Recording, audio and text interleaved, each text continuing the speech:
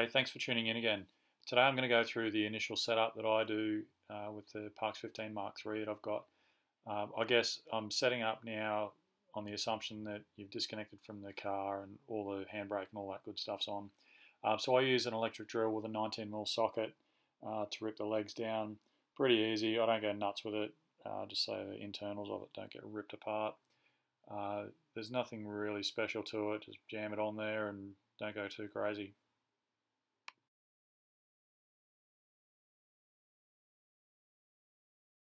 Generally the next thing I do is I open up the step, just jump in there. You don't have to have the mains power on, just flick the switch to open the step and leave the switch in the open position.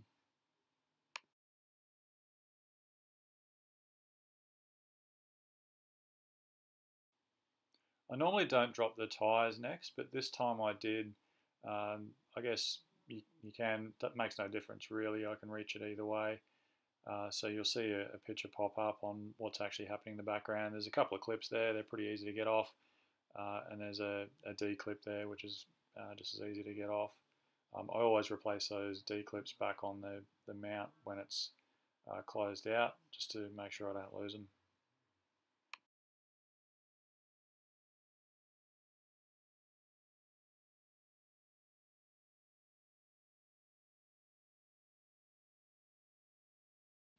Once you've got the clips all undone, you should be good to go to drop the tyres. Not too heavy, they come down pretty easily under some decent control.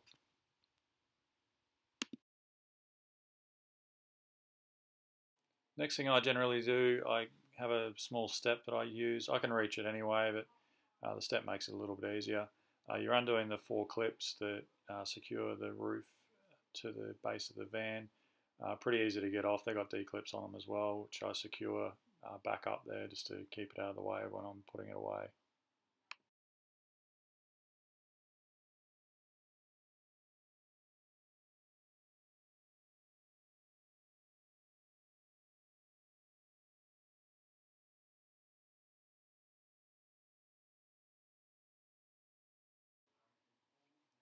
From there I move inside.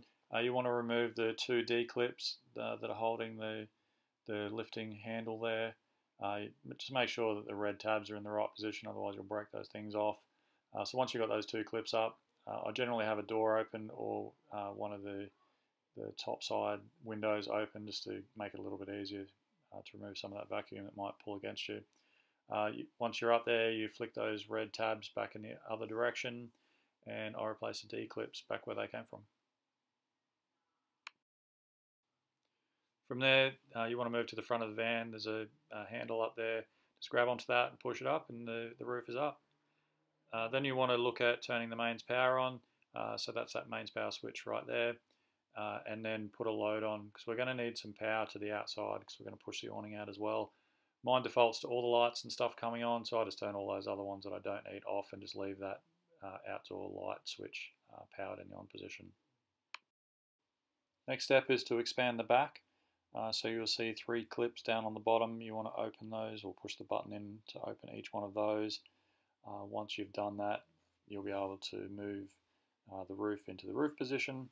Mine generally holds itself up pretty well, but I just rest it on my head just to keep it out of the way. You'll see here there is a silver handle that you need to twist. You need to pull it out and twist it. Once you've done that, side at a time, just push those things out. Just keep an eye on the lip. There's a little weather strip that you don't want to crush. We're now ready to lower the bed part of it. So there's 2 clips on the top and left-hand side and right-hand side. Just push those in. That'll drop the base of the bed. And then, of course, you can use the 2 handles to raise up what will effectively be the back window section. Once it's raised up, just make sure the clips are in open position, otherwise you'll do yourself a mischief. And then secure both the side clip and also the normal clamp on both sides.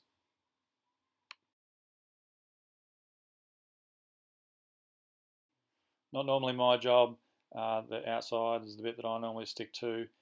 You flip the bed over and it should unfold and get back into the bed area that's just been opened up by expanding it. Next step for me, because we are going to put the awning out and we are going to make another video with the annex section is to grab the anti-flap kit. Each side has two pieces, not including the clamp down pieces that come with it as well. They're pretty easy to put together.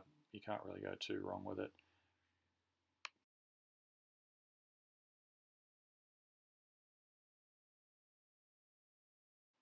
From there, I get the awning ready to tie it down. So I use these tie down clips. They're from Tie Gear from memory.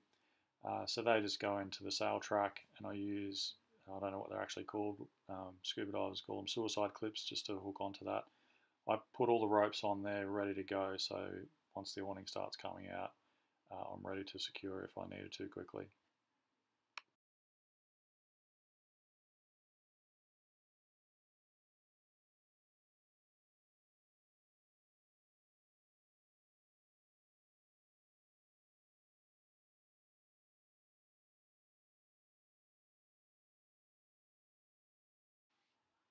From there you want to push the awning out, so just on the inside of the van you've got your awning open and close button. Just hit it into the open position. I generally push it out a little bit short of a metre and then pull the legs out so it can be supported all the way out.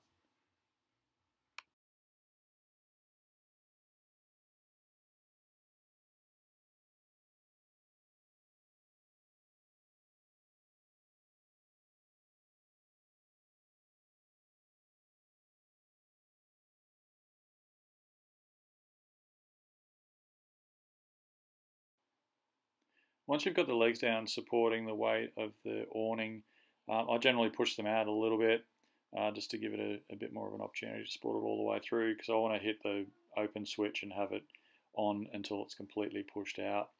I just alternate between the left and right leg and move them forward as the awning's coming out under its own steam.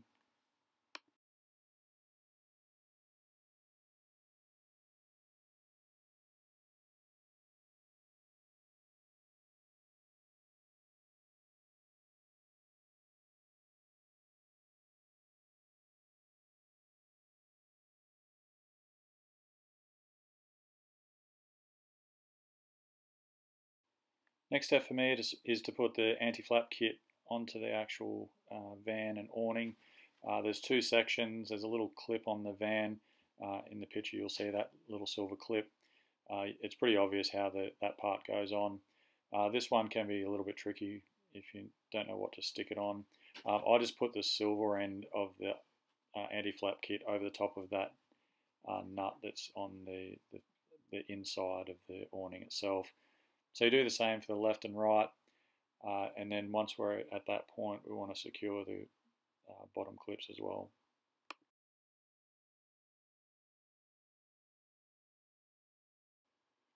I then make sure that the awning material itself is between the base of the anti-flap kit and the cap that holds it down. I don't secure them at this point because I want to pull the awning in just a bit to take up a bit of the slack on the material itself.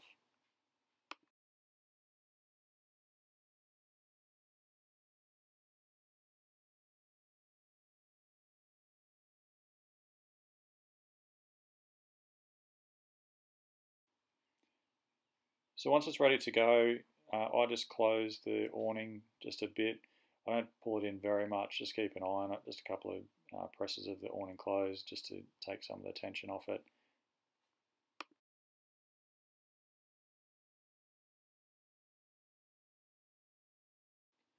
Last step, of course, is to secure the little wing nuts there, and that locks the material into the anti-flap kit itself.